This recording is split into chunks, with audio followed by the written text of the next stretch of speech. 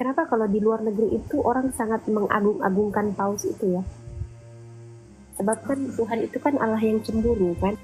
Mau nanya tentang ini adat. Kalau macam saya kan karismatik ya, saya kan karismatik. Ada gereja yang karismatik kayak GKI gitu lah, maksudnya gereja karismatik lah yang tidak mengatakan adat, itu bagaimana ya? Ini saya kan ada beberapa mengikuti organisasi ya, organisasi gereja tentunya. Sedangkan saya kan gerejanya sebenarnya Protestan, tapi saya juga mengikuti beberapa organisasi yang di luar gereja saya. Terus ada beberapa organisasi itu mengajarkan dan memberi ajaran kalau di sorga itu kita tentang penyembahan, tidak ada lagi kita mendengarkan khotbah atau seperti apa. Makanya kalau saya mengikuti ibadah, mengikuti pelayanannya itu, kita paling banyak itu menaikkan pujian sama penyembahan. Khotbahnya itu hanya bagian kecil atau hanya bagian pendek saja, dan itu disampaikan bahwa paling penting itu disampaikan juga itu bahwa penting penyembahan, yang paling penting penyembahan dan pujian. Karena di sorga kerjanya kita atau tugasnya kita sebagai manusia yaitu hanya bisa menaikkan pujian penyembahan kepada Bapa. Apakah sependapat atau seperti apa, Kak? Ngawur itu.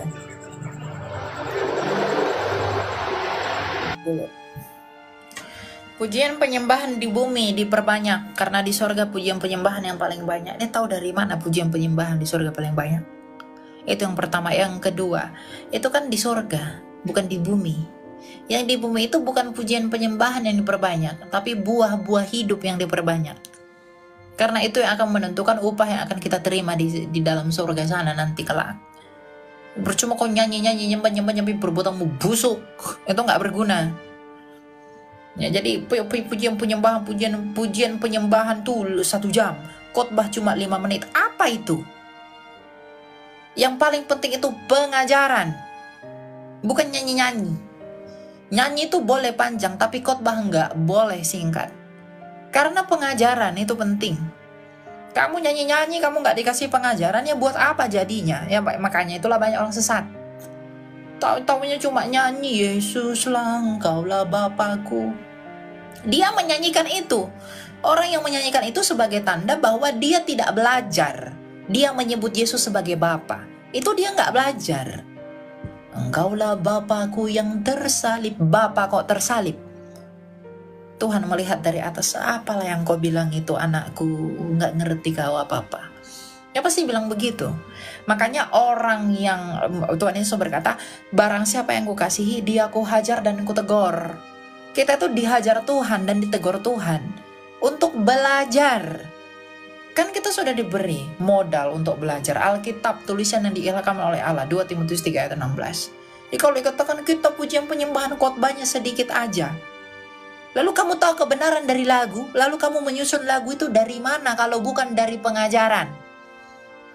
Oh, karang saja, pokoknya Tuhan baik, lalu tidak ada makna teologinya. Begitu. Itu Tuhan baik saja, Tuhan baik, Tuhan yang lain pun baiknya. Tapi apa wujud kebaikannya dan mengapa dia baik? Itu kan didapatkan dari pengajaran dalam khotbah. Ya, jadi kalau orang ngomong udah khotbahnya singkat aja, tapi ininya itu malas mendengar. Jadi dia itu tidak mau memuaskan Tuhan. Dia hanya mau memuaskan keinginannya sendiri. Saya katakan itu. Dengan bernyanyi-nyanyi dia senang. Dengan bernyanyi-nyanyi dia enak. Tapi ketika Tuhan berbicara di dalam khotbah dia nggak mau dengar. Singkat saja Tuhan, singkat saja. Jadi khotbah dia nggak mau dengar. Tapi nyanyi-nyanyi biar dia senang, dia mau. Egonya tinggi bukan? Berarti dia itu memandang rendah firman Tuhan. Dia lebih mengutamakan kepuasannya dirinya sendiri daripada firman Tuhan yang digunakan untuk menghajar dia. Berarti orang-orang seperti itu adalah orang-orang yang tidak mau diajar oleh firman Tuhan, tapi hanya mau ngadu sama Tuhan, tapi tuh nggak mau mendengarkan suara Tuhan. Khotbah itu cara Tuhan berbicara kepada kita melalui hamba-hambanya. Makanya kalau ada orang udah khotbahnya sekian menit aja, yang penting penyembahannya begini segala macam, kamu ngomong apa? Yang begitu, orang yang begitu, percayalah dia itu tidak sedang menyembah Tuhan. Kamu nyanyi 3 jam, khotbahmu hanya 5 menit atau katakanlah 3 menit begitu ya. Yang penting ngomong aja lah, Tuhan baik segala macam begitu-begitu. Tidak ada isinya pengajaran. Orang-orang begitu, orang-orang muda disesatkan. Siap, makasih Kak Elia. Pamit. Tuhan berkati. Itu ajaran teguran ya bagi gereja yang benar begitu.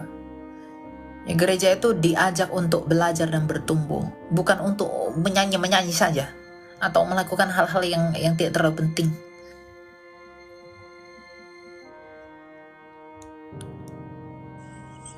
Silakan terus ya Tio.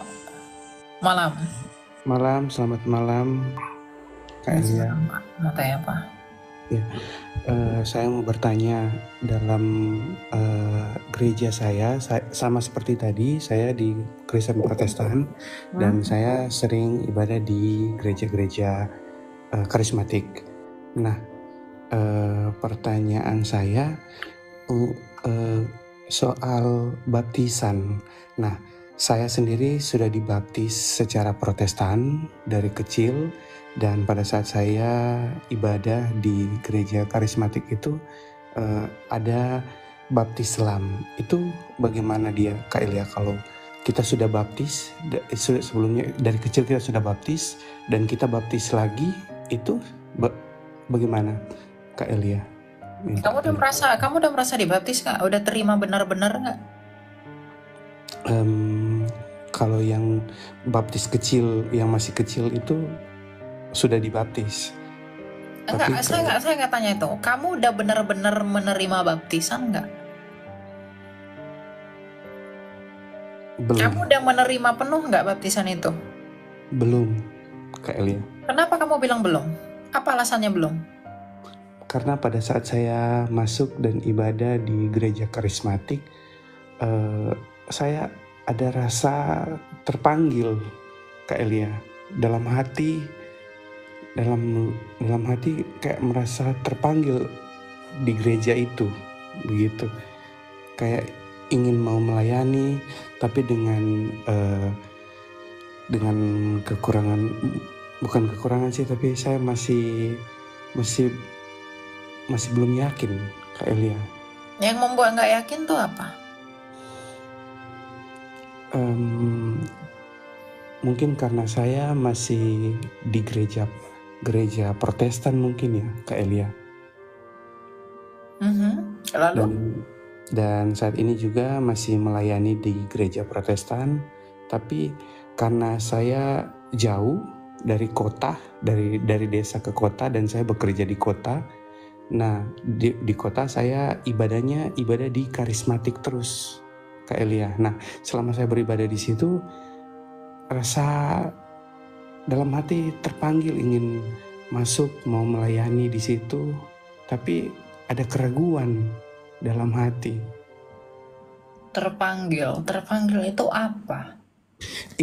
Terpanggilnya seperti apa? Ingin melayani. Dan puji kamu melayani itu apa? Puji Tuhan, Kak Elia, saya diberikan karunia, saya bisa bernyanyi. Suara saya tidak merasa bagus, tapi dengan apa yang talenta Tuhan kasih saat ini, saya ingin melakukan itu. Saya ingin melayani, saya ingin masuk di gereja itu dan mau melayani. Gitu. Oke, singkat saja saya katakan, baptisan itu nggak bisa 2 kali.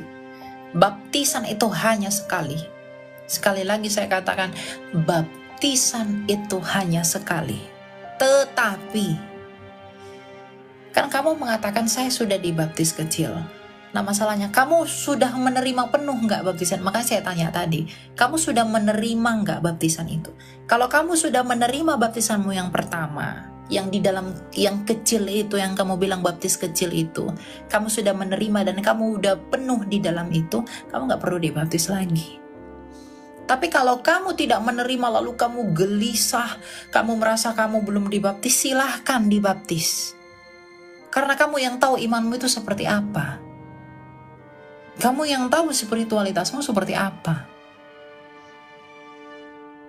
Ya, orang bisa menilai, orang bisa menghakimi, tetapi yang tahu who you are itu only you.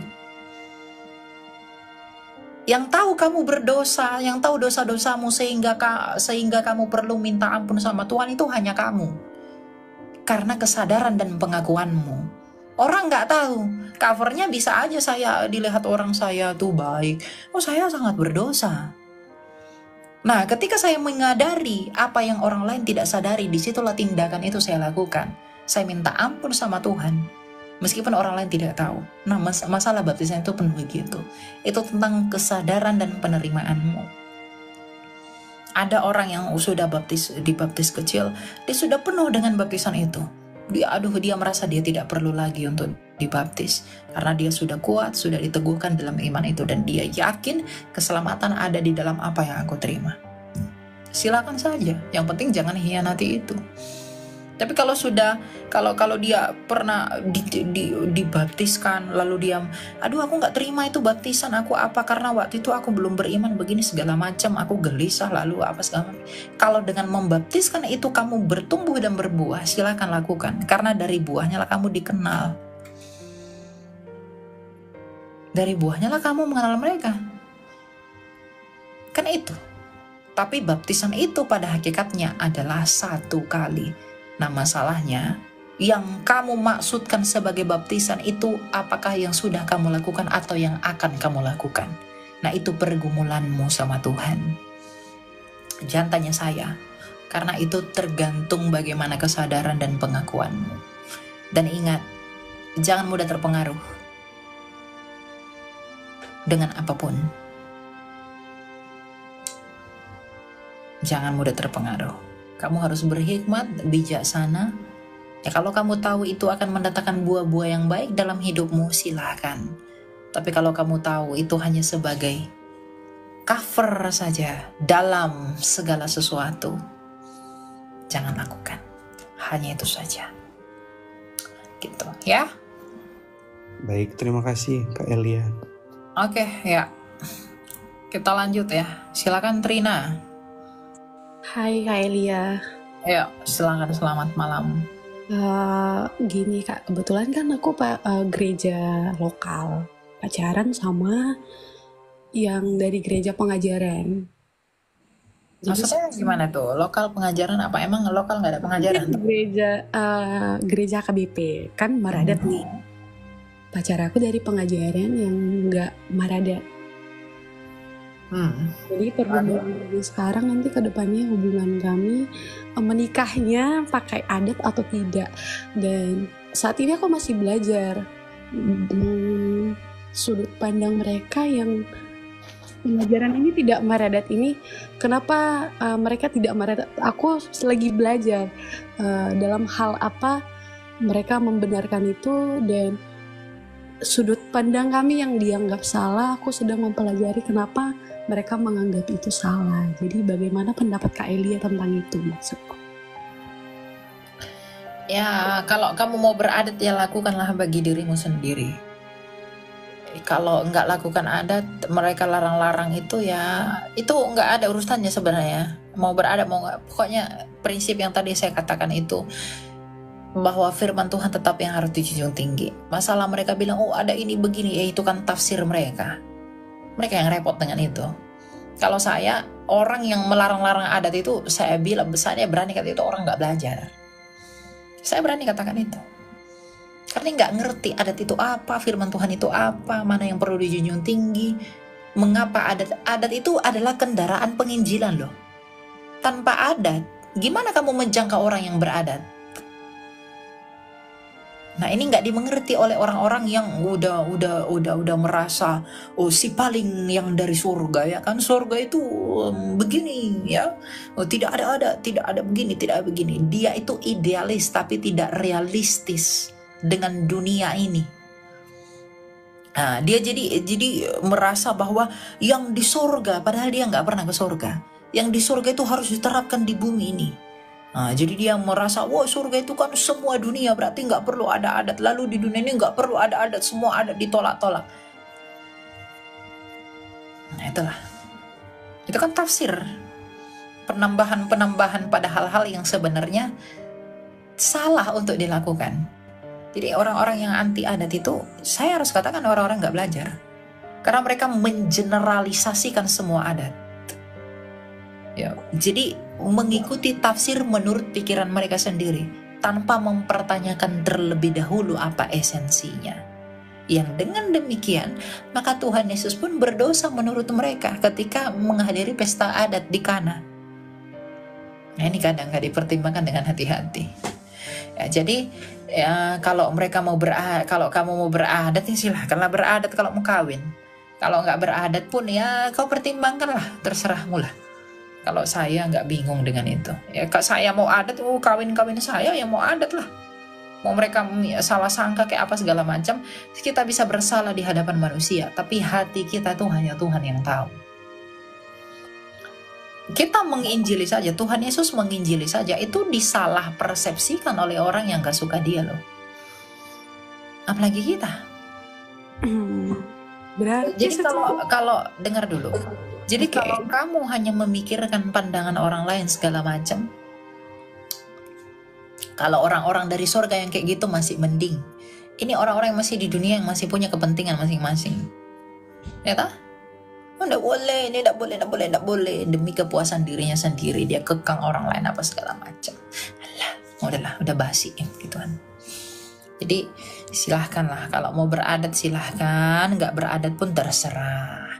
Beradat nggak masalah, nggak beradat juga nggak masalah. Nggak dilarang kok, ya. Gitu. Tapi kamu yang tahu pertimbangannya, kalau beradat sejauh mana relasi kami akan begini-begini. Tapi kalau nggak beradat apa konsekuensinya? Itu urusanmu. Saya nggak tahu masalah itu. Tapi bagaimanapun nama Kristus tetap di atas segala sesuatu. Gitu ya. Siapa namamu? Rina ya. Makasih ya. Oke. Saya mau tanya, sebab saya selalu confused kan tentang paus. Kenapa kalau di luar negeri itu orang sangat mengagung-agungkan paus itu ya? Sebab kan Tuhan itu kan Allah yang cemburu kan, dia kan tidak mau di... Iya, mengenai paus, memang keberadaan paus itu menjadi kontroversi ya. Kalau orang Roma Katolik itu memandang paus itu sebagai sesuatu yang harus ada di dalam gereja. Kalau kita orang Protestan dan juga Ortodoks itu tidak menerima tentang eksistensi paus. Makanya ada yang menolak paus, ada yang menerima paus. Tentu yang menerima kepausan adalah mereka orang-orang Katolik Roma. Tapi yang menolak kepausan adalah mereka dari Ortodoks dan juga kita yang Protestan. Tapi terlepas dari itu, kan kita perlu melihat begini. Sejauh mana orang-orang Katolik mengekspresikan penghormatan mereka kepada paus. Kalau mereka pun katakan bahwa paus itu harus dihormati karena mereka penerusnya rasul-rasul, ya kalau diberikan penghormatan pada sebatas dia adalah penerusnya rasul, ya nggak apa-apa. Tapi kalau untuk kemudian disembah dan lain sebagainya, yang tentu saja saya tidak tahu, ya itu nggak bisa. Karena bagaimanapun pribadi yang harus diagungkan itu hanyalah Allah Tritunggal. Jadi saya nggak mau skeptik, tapi saya harus katakan sebagai orang Protestan saya tidak menerima sistem kepausan gitu. Tapi saya menghormati hal itu sebagai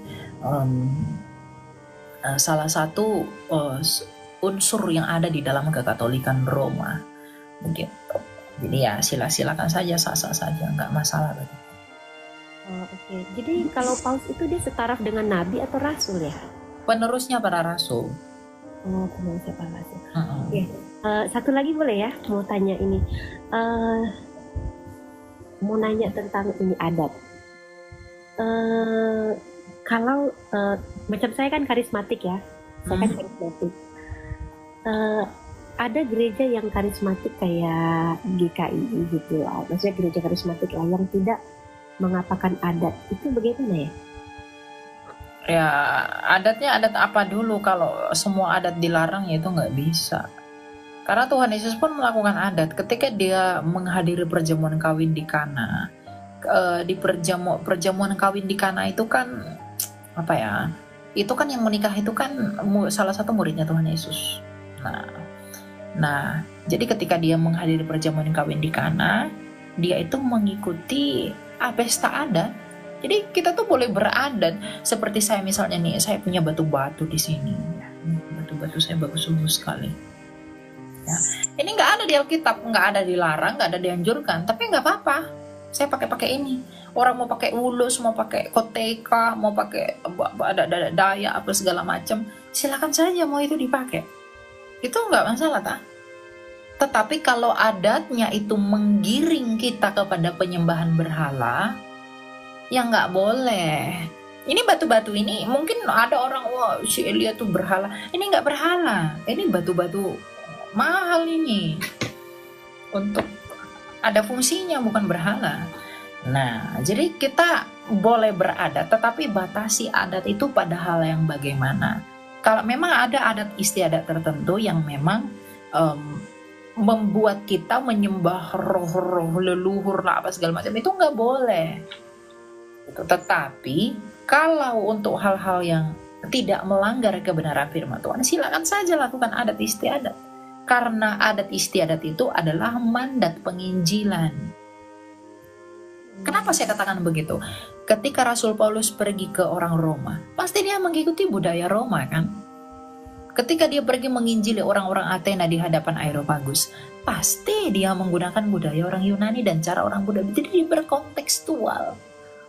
No mensen tak datang ke tanah Batak. Kalau dia tidak mengikuti budaya Batak, kalau dia tidak mengikuti bagaimana orang Batak hidup, nggak mungkin tanah Batak jadi Kristen. Ketika Tuhan Yesus datang ke tengah-tengah bangsa Yahudi sebagai firman yang lahir, firman Allah yang menjadi manusia, ketika dia berada di tengah-tengah keyahudian, kalau dia menggunakan budaya orang Indonesia di sana, pasti Tuhan Yesus akan ditolak di sana.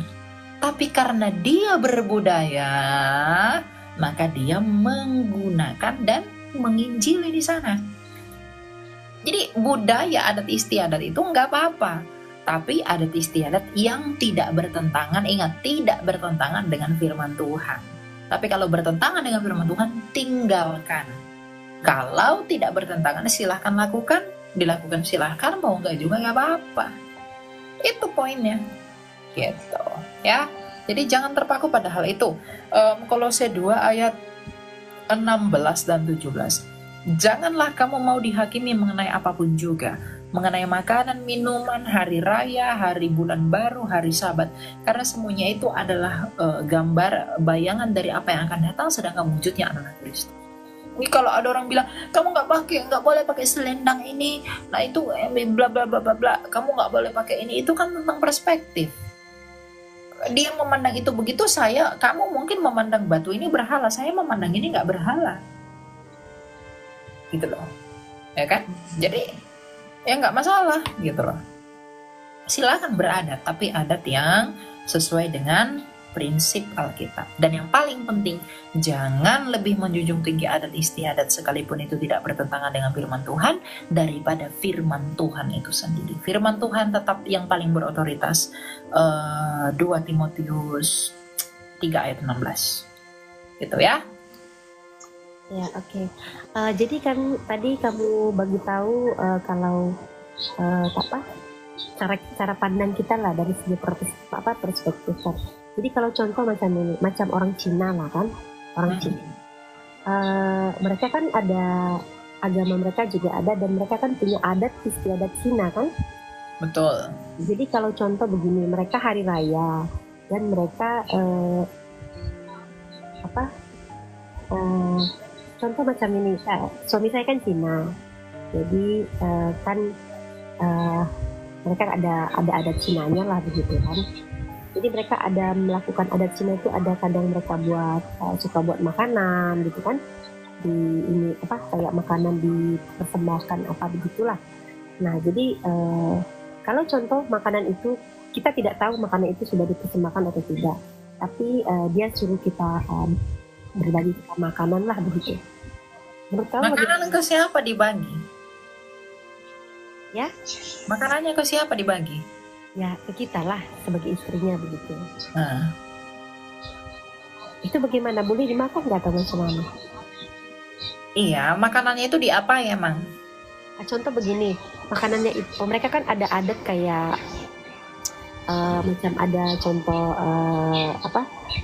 memperingati buat acara makan memperingati, mereka ada acara makan besar memperingati keluarganya, kayak neneknya gitu yang sudah pass away gitu kan. Jadi selepas mereka buat perayaan makanan itu, mereka persembahkan kepada ini dia, mereka akan makan makanan itu gitu. Dipersembahkannya kepada siapa? Kepada leluhur mereka. Dipersembahkan kepada leluhur, lalu kamu dikasih makan gitu? Ya makan bersama lah, macam makan siang gitu kan. Oh, jadi persembahan itu udah dipersembahkan kepada leluhur lalu dikasih sama kamu gitu? Ya macam ya lalu dihidangkan makan siang bersama lah gitu. Bukan yang dipersembahkan itu yang kamu makan? Saya tidak tahu itu sudah dipersembahkan atau tidak. Kalau sudah dipersembahkan jangan makan, tapi kalau belum dipersembahkan, kalau yang dimakan itu bukan yang dipersembahkan, silakan makan.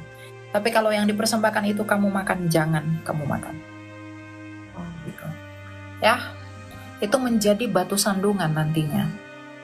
Memang itu nggak ada artinya, karena kuasa Kristus itu melebihi segala sesuatu. Tapi itu akan menjadi batu sandungan. Nanti orang lihat, wah kamu makan itu, kamu penyembah berhala. Jangan dimakan. Kalau itu sudah dipersembahkan kepada berhala, tapi kamu dikasih, kamu jangan makan. Tapi kalau ada yang disembahkan ke roh-rohnya itu atau siapalah, itu kan budaya ya. Tapi kemudian diberikan kepada kamu yang lain, ya silakan saja makan. Yang penting tidak mengimani, ya lakukan aja sebagai formalitas saja. Mempertahankan budaya yang agar tidak rusak secara turun-temurun. Iya, maksud saya begini kan. Itu kan dikelola lagi dan dimasak lagi untuk jadi makanan dimakan bersama keluarga lah. Kalau kita tolak kan tidak enak.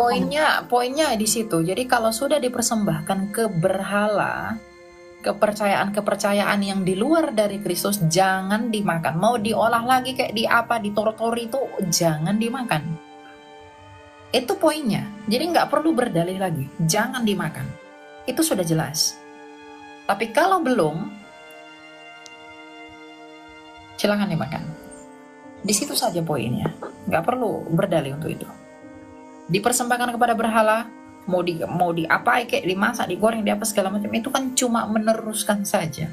Jangan dimakan. Karena itu dilarang dalam Kisah Rasul, dalam konsili di sidang di Yerusalem. Gitu ya. Terima kasih.